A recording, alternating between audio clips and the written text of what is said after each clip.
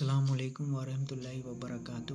آج ہم سورہ بقرہ کی دوسری آیت کی تفسیر سمجھیں گے یا سمجھنے کی کوشش کریں گے۔ اللہ تعالیٰ فرماتے ہیں ذالک الکتاب لا ریب فیہ ھدی للمتقین، یعنی یہ وہ کتاب ہے جس میں ذرا بھر کا بھی شک نہیں اور یہ ہدایت ہے متقی لوگوں کے لیے۔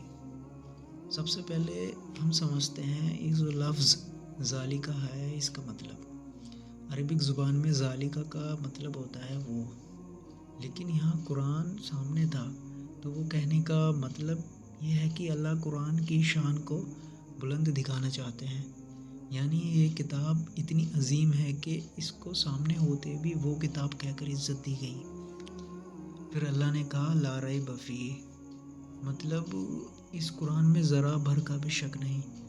دنیا کی ہر کتاب میں غلطی ہوتی ہے، انسان کی لکھی ہوئی کتاب میں غلطی ہوتی ہے، لیکن قرآن ایک ایسی کتاب ہے جو اللہ کی طرف سے ہے، اس میں نہ کوئی غلطی ہے اور نہ شک کی جگہ، اس لیے اسے کتاب الحق یعنی حق کی کتاب بھی کہا جاتا ہے۔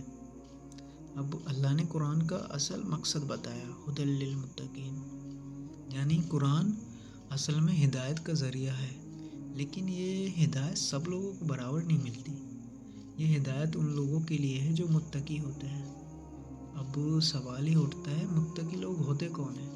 متقی وہ لوگ ہوتے ہیں جو اللہ سے ڈرتے ہیں، اس کے حکم کو مانتے ہیں، گناہ سے دور رہنے کی کوشش کرتے ہیں۔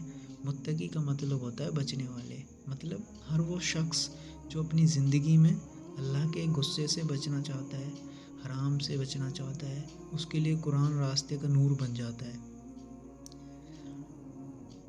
قرآن سب کے لیے ہے، لیکن فائدہ وہی اٹھاتا ہے جس کا دل قرآن کے لیے کھلا ہو، اللہ کے لیے کھلا ہو۔ جیسے ایک ڈاکٹر دوا دیتا ہے، لیکن دوا انہی کو اثر کرتی ہے جو اسے صحیح طریقے سے لیتے ہیں، ویسے ہی قرآن سب کے لیے ہے، لیکن اس کی ہدایت کو صرف ان کو ہی ملتی ہے جو اللہ کو راضی کرنا چاہتے ہیں۔